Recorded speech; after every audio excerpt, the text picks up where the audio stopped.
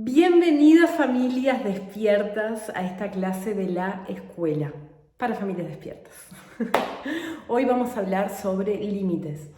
Para mí es imposible hablar de límites sin hablar de libertad, porque uno de los principales miedos que tenemos las familias en el momento de establecer los límites es no pasarnos, ¿no?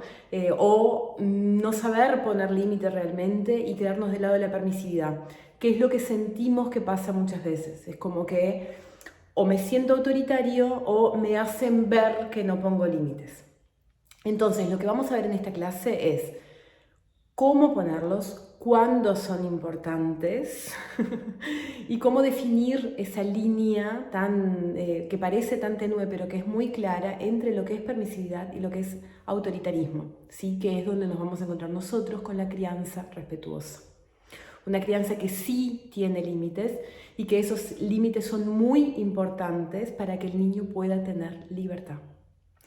Voy a empezar esta clase contándote un cuento que muchas de ustedes seguramente lo conozcan, pero que para mí ilustra muy bien esta situación, que es el cuento de mi hermano y la manzana. Lo voy a hacer en su versión cortita para que esta clase no se extienda.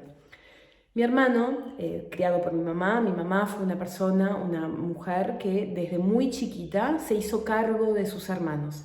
Ella vivía en el campo, tenía además 2 hermanos menores. Mi abuela trabajaba en el campo y a ella le tocó de alguna forma ser responsable por sus hermanos. Creció y en la adolescencia, tanto ella como sus hermanos se fueron a vivir solos a la ciudad para poder estudiar y ella se sentía sumamente responsable por ellos. Haber crecido con esa responsabilidad tan grande hizo que cuando tuviera hijos quisiera que fuera diferente, que sus hijos no tuvieran responsabilidades, ¿sí? Y que pudieran ser niños y que pudieran ser adolescentes sin ningún tipo de atadura. En ese sentido, mi madre hacía muchas cosas por nosotros. Yo diría que hacía todo. Desde vestirme bajo la frazada, cepillarme ella los dientes, darme el desayuno en la boca para que cuando me fuera a la escuela o me fuera al liceo, ya estuviera pronta sin haber pasado por el trabajo, ¿no? por el sufrimiento. Cuando mi madre me tuvo a mí tenía 19 años y eso, bueno, por más que ella tuviera muchos intentos de hacer todo por mí, ese todo era bastante limitado porque ella seguía teniendo muchas responsabilidades. Cuando mi hermano nació, mi mamá tenía 38 años, las condiciones económicas de la familia habían cambiado un poco, ella tenía la posibilidad de dar más y en ese dar más se fue un poco quizás al lado de la permisividad. Yo tenía en ese momento 18 años, 17 en realidad tengo de diferencia con mi hermano, y vi parte de esa crianza que en su momento la veía con ojos de juzgar. Ahora me doy cuenta que lo que ella hizo es exactamente lo que yo hago, que es luchar contra patrones establecidos. Ella luchó contra sus patrones. Cuando mi hermano cumplió 18 años se fue a estudiar a Montevideo y me fue a visitar a mi casa. Yo ya tenía a Juli, en realidad, ya había nacido, y él fue de visita a casa y yo estaba preparando una tarta de manzanas. En ese momento que estaba preparando la tarta de manzanas me dijo, ¿te puedo ayudar con algo? Y le dije, sí, tomá. Le di un cuchillo y una manzana y dije, pelala. Mi hermano miró el cuchillo, miró la manzana y dijo, ¿cómo hago eso? Y ahí me di cuenta que el exceso de cuidado se había confundido con la falta de libertad. Mi hermano no había tenido la libertad para usar el cuchillo cuando el interés existió, ¿no? Que es a los 2, 3, 4 años. Después de eso, el interés se va y si hay alguien que lo haga por ti y si realmente no lo necesitas, ya está. Pero cuando le tocó irse a vivir solo, esas pequeñas cosas le habían quitado real libertad, porque, como dice María Montessori, la verdadera libertad se obtiene a través de la autonomía, y él no tenía autonomía para pelar una manzana. Vamos a hablar de eso entonces, ¿sí? De los límites entre la permisividad y el autoritarismo. ¿Qué es entonces la libertad? La libertad, según María Montessori, y lo tengo anotado acá, es ofrecer las condiciones para que la vida se desarrolle siguiendo las reglas de la naturaleza. Tenemos que recordar que Montessori era una médica y sus observaciones tenían un rigor científico y por lo tanto seguir las reglas de la naturaleza tenía mucho que ver con esa observación del biológico. Y ella veía que nosotros, los seres humanos, intentamos frecuentemente, todo el tiempo, de forma muy intensiva, caminar hacia nuestro desarrollo. Desde que nacemos estamos buscando desarrollarnos, ¿no? Buscando adquirir movimientos, moviendo la cabeza, siguiendo a la persona que nos cuida, ¿no? Empezando a movernos, empezando a comer, vamos buscando nuestra autonomía, buscando hacer las cosas por nosotros mismos y de esa forma obteniendo nuestra libertad. Entonces, ¿qué va a ser la libertad? La libertad va a ser hacer las cosas que son importantes para mi desarrollo. Considerando entonces las condiciones favorables para la vida y la libertad de ser uno mismo. ¿Qué son esas condiciones favorables para la vida? Bueno, las condiciones que sostienen la vida. Necesitamos poder sentirnos libres sin sentirnos en peligro. O sea, sin arriesgar nuestra vida, sin arriesgar las condiciones principales para mantenernos vivos. En criollo, un bebé necesita poder moverse sin que tenga el peligro de caerse para dentro de la piscina. Porque ¿qué pasa? Cuando nosotros nacemos todavía no tenemos experiencias suficientes en la vida para entender qué es lo peligroso y qué es lo favorable para la vida. Y ahí es donde entra el rol del adulto. ¿Qué vamos a hacer nosotros adultos? Y lo tengo anotado también. Los adultos vamos a liberar el niño de los obstáculos para que pueda realizar acciones importantes para su desarrollo. Esa es la definición, ese es el rol del adulto, liberar al niño de los obstáculos para que pueda hacer aquello que es importante para su desarrollo. ¿Dónde van a estar los límites? En todo lo que pueda perjudicar su integridad, su vida. Y no solamente su integridad física, sino también su integridad emocional. Nuestro rol como adulto es protegerlos de todo lo que le puede dañar en la vida, dándoles la libertad de ser ellos mismos. O sea, no podemos ser permisivos al punto de, bueno, sé lo que quieras, no me importa, y entonces poner en riesgo su vida, ya que el niño en sí no tiene experiencia suficiente para saber si algo es peligroso o no, ni tampoco podemos dejar que nuestros miedos sean sus limitaciones. O sea, que porque yo tenga miedo, no te permita hacer algo que es importante para tu desarrollo. Lo que tengo que hacer es cuidar el ambiente, cuidar los límites de seguridad y darte la libertad de ser vos mismo.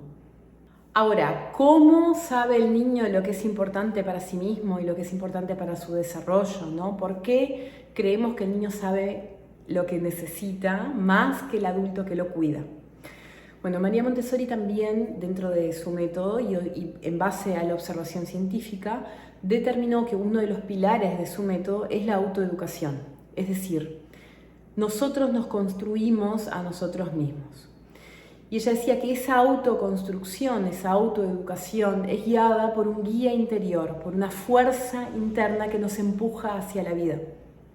O sea, es como si tuviéramos una vocecita de la conciencia que nos empuja a hacer aquello que es importante, a aprender aquello que es importante para ser libres y para vivir.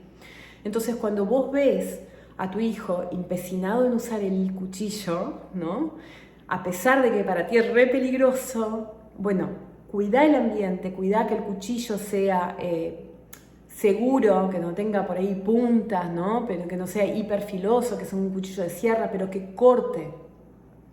Porque cortar con un cuchillo es importante para vivir en esta sociedad en la que vivimos. Y tu hijo te está viendo hacerlo todo el tiempo. Cuando tu hijo se empecina en subir la escalera, ¿no? Y es un bebé y vos decís, no, la escalera se va a caer de cabeza, deja que yo te subo. Tu hijo ya te está viendo subir la escalera millones de veces. Entonces, sabe que para vivir de forma independiente como lo haces tú, necesita aprenderlo. Están chupando del ambiente todo lo que necesitan y su voz interna los va a empujar a hacer eso. Entonces, ¿cómo voy a saber yo, observador externo, ¿no? Persona que estoy viendo ahí que mi hijo está empecinado en algo, cómo voy a saber si eso es importante o no para su desarrollo? Y si tengo que limitar o tengo que buscar la forma de darle la libertad para que lo haga. Voy a saber observando cómo queda ese niño después de hacer esa actividad.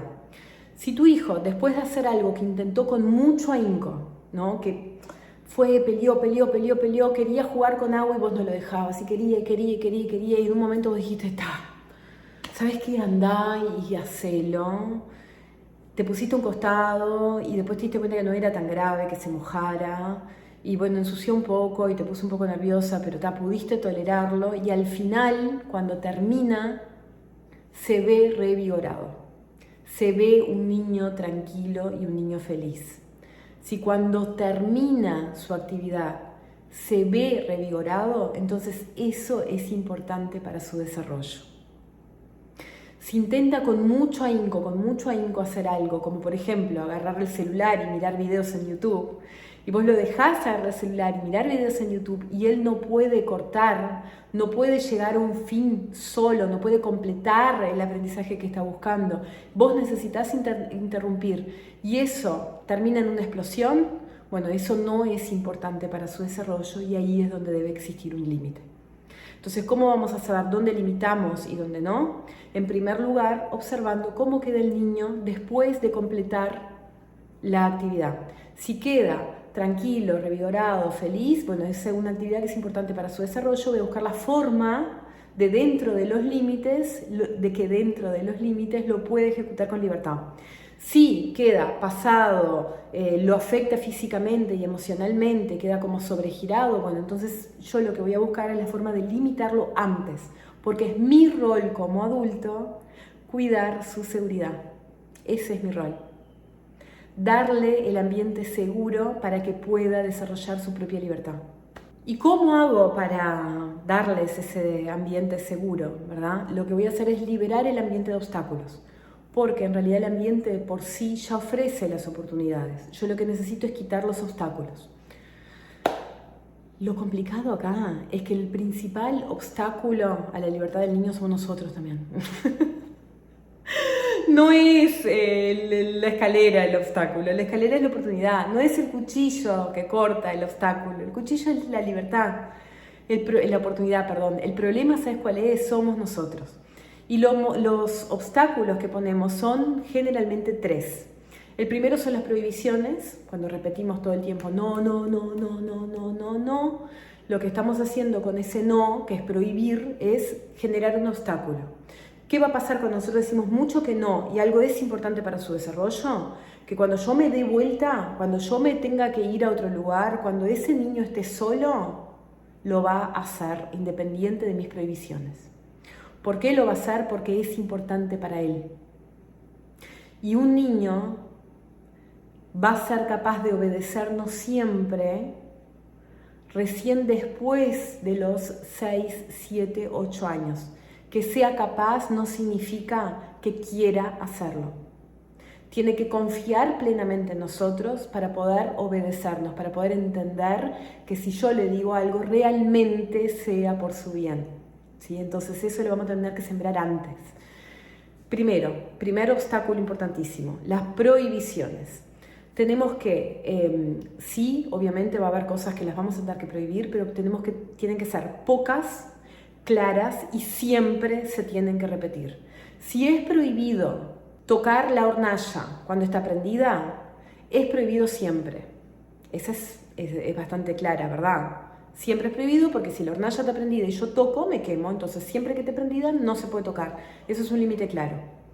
¿Es prohibido estar en el borde de la piscina sin un adulto? Eso es una regla clara. No se puede estar en el borde de la piscina. Es un límite, punto. Pero depende. Si yo estoy cerca y estoy mirando, entonces sí podés. Pero si yo me doy vuelta un poquito, ahí no podías.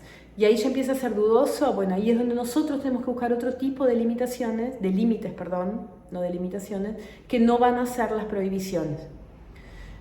Sí, a veces podés mirar tele porque yo te dejo, porque bueno, estoy más cansada y a veces se puede, pero hay otros días que no se puede porque, bueno, hay días que me puse más rígida o que me puse más estricta y vos no te portaste como yo esperaba que te portaras, entonces hoy no. Bueno, ese es un límite tan difuso que simplemente ponerlo a través de una prohibición se hace imposible. ¿Tá? Por eso tenemos que elegir nuestras batallas, elegir los límites. Los límites que son infranqueables son los que podemos hacerlos a través de prohibiciones. Está terminantemente prohibido cruzar la calle sin que un adulto te acompañe. Ese es un límite que se repite siempre, pero tienen que ser pocos. Si a veces sí, a veces no, esto no, pero depende, porque según donde estemos y empieza a variar, Los niños, cuanto más chiquitos, que tienen el pensamiento más concreto, va a ser cada vez más difícil para ellos poder obedecer o poder entender o poder respetar ese límite. El segundo obstáculo que tenemos son las interrupciones. Siempre que el niño está concentrado en hacer algo, o sea, si es que está metido en algo y está concentrado, es muy importante que cerremos la boca. Somos un obstáculo para su desarrollo cuando interrumpimos su concentración. Para que alguien realmente aprenda algo, necesita concentrarse en lo que está haciendo y usar sus manos. Entonces, cuando tu hijo está construyendo la torre, no digas, ¡ay, qué lindo lo que estás haciendo! Porque cuando haces eso, sacás el foco de la torre y lo pones en tu opinión de su trabajo. Y vos no sabés realmente cuál es el trabajo que está haciendo. Vos creés que es ver la torre pronta, pero internamente el trabajo está en construir la torre.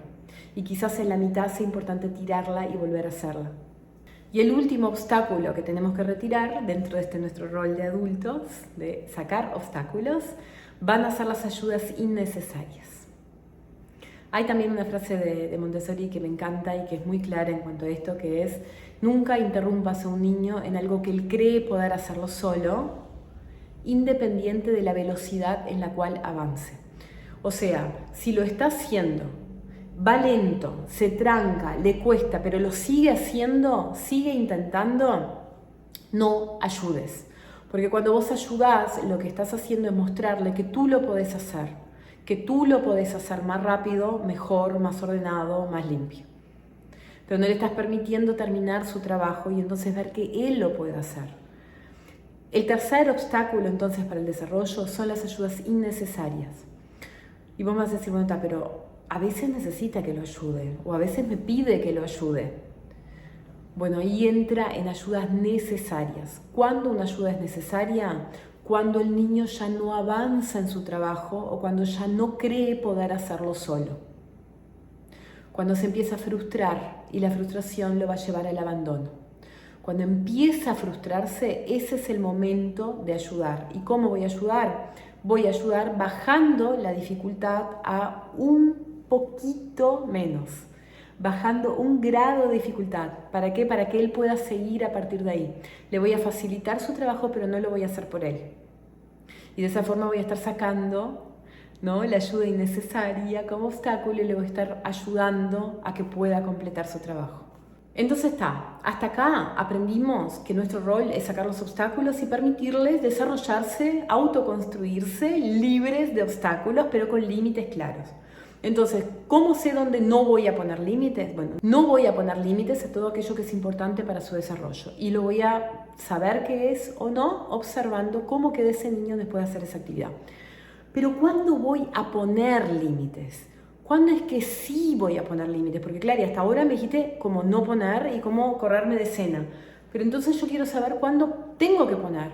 Bueno, tenés que poner límites cada vez que hay daño. Daño al ambiente, daño a otros y daño a sí mismo. Siempre que hay un peligro, que puede ser físico o emocional, y de alguna forma en lo que el niño esté haciendo alguien puede salir herido, ¿no?, o el ambiente, otros o él mismo, ese es el momento de poner un límite, porque ese es nuestro rol, cuidar su seguridad. ¿Cómo voy a poner esos límites? Te voy a contar. Hay 3 formas bastante así claras y visuales de poner límites. La primera es el límite físico. O sea, si yo no quiero que alguien alcance algo, lo saco de su alcance. Hace un tiempo, en una cajita de preguntas, alguien me decía, no sé qué hacer con mi bebé de 9 meses, vive agarrando cosas que no puede. Y yo pensaba, ¿cómo es posible que esas cosas estén al alcance de un bebé de 9 meses y no las puede tocar? ¿No? Entonces el primer límite que yo voy a pensar es físico. Si yo no quiero que algo que le pueda hacer mal esté a su alcance, lo primero que tengo que pensar es cómo lo saco de ahí, ¿no? Entonces si yo, vamos a hablar de esto de la tele en otro video, pero si yo no quiero que mire excesiva tele porque estoy viendo que cuando la apago es un berrinche o cuando la apago, o sea, la pasa muy mal, y bueno, yo tengo que cuidar su seguridad emocional, y lo que voy a hacer es sacar la tele, tan simple como eso. Si yo no quiero que se corte con una cuchilla porque todavía no tiene la motricidad suficiente, bueno, voy a sacar la cuchilla del cajón donde el bebé alcanza. Si yo no quiero que mi hijo tome cerveza, no la voy a poner en un vaso de los Paw Patrol arriba de la mesa ratona. ¿Se entiende? Lo primero que tengo que pensar es qué hay en este ambiente que me pueda servir como límite para que mi hijo no se lastime, sin cortar su libertad para las cosas importantes. Y ojo con esto. ¿Por qué digo ojo con esto? Porque es muy práctico poner puertas y trancas en todo, ¿no? Vamos, le ponemos una puertita a la escalera y ya está, no pasa más la escalera. El tema es que subir la escalera es importante. Entonces la puerta me sirve, sí, es muy útil, muy importante para cuando yo no puedo estar con él. Pero cuando yo estoy con él es importante que la puerta quede abierta para que la necesidad que tiene de aprender a subir a la escalera se cubra. Porque esa necesidad es importante para su desarrollo y por eso lo va a seguir intentando con mucho ahínco. Y si yo pongo una puerta en la escalera y me voy y confío en la puerta, es muy probable que tarde o temprano salte la puerta. Entonces, límites físicos, sí, lo cual no quita presencia, pero límites físicos es lo primero en lo que tengo que pensar para la seguridad. El segundo tipo de límites que voy a poner es interrumpir, validar y redireccionar. ¿Qué es esto? Bueno, sí, no pude poner el límite físico, ¿no? No pude. Tengo una estufa de alto rendimiento, ponga lo que ponga adelante, llega hasta la estufa, entonces tiene como una necesidad importante de llegar hasta la estufa. Bueno, lo que voy a hacer es interrumpir porque no le voy a dejar que se queme. Validar sus emociones, entiendo que quieras ir a la estufa, realmente llama mucho la atención, hay un fuego prendido ahí a la estufa, vení, la podés ver conmigo. Y si yo no puedo acercar al niño a ese conocimiento, bueno, lo voy a redireccionar para otro lugar. Acompáñame a jugar afuera, acompáñame a jugar en la otra habitación, alejémonos de la estufa, si es que no puedo mostrarle cómo realmente funciona. Pero siempre recordando que si se pone mal, si hay un berrinche porque quiere ir a la estufa, bueno, tiene todo su derecho. Porque el peligro no lo puede ver, lo que ve es su necesidad de aprender sobre eso. Entonces el berrinche es válido, es solamente la expresión de su enojo y de su frustración por no poder hacer algo que es tan importante para él. Entonces, ¿qué voy a hacer yo para la próxima vez? Pensar, bueno, ¿qué puedo hacer para que cubra su necesidad sin que sea un peligro? Quizás sea que prendamos la estufa juntos, que pueda ver el fuego formándose, que pueda participar poniendo los palitos, que siente el primer calor antes de que la estufa se caliente todo. Y el tercer límite que voy a poner es un límite que empieza antes de que el problema llegue, que es anticipar y validar también si es necesario, pero anticipar. Si vamos a ir a un lugar que no es apropiado para los niños, por ejemplo, no sé, quiero ir a un local de porcelanas, es muy lógico que el niño quiera tocar todas las porcelanas. Entonces, lo que yo podría hacer anticipándome a eso es no llevarlo a ese lugar donde sé que no va a poder respetar los límites. Pero hay algunos que no son tan claros, ¿verdad? Entonces, por ejemplo, ir a la casa de unos amigos que no tienen hijos seguro y entonces tienen un sillón blanco. Y en casa mis hijos pueden trepar y saltar arriba del sillón porque, no sé, mi sillón es con fundas y a mí no me calienta y entiendo que tienen necesidad de saltar y saltan. En casa sí, pero en la casa de los amigos no. ¿Qué pasa ahí, no? ¿Qué pasa con el límite en un lugar sí y el límite en otro lugar no? Bueno, voy a anticipar dejando claro que en ese lugar no se puede saltar en el sillón y si en algún momento el niño no puede obedecer ese límite, por ejemplo, busca saltar en el sillón, le digo, veo que tenés la necesidad de saltar, vení, vamos a saltar afuera, vamos a saltar a tal lugar, vamos a saltar de este murito, yo te voy a acompañar. Validar, cubrir la necesidad y redireccionar.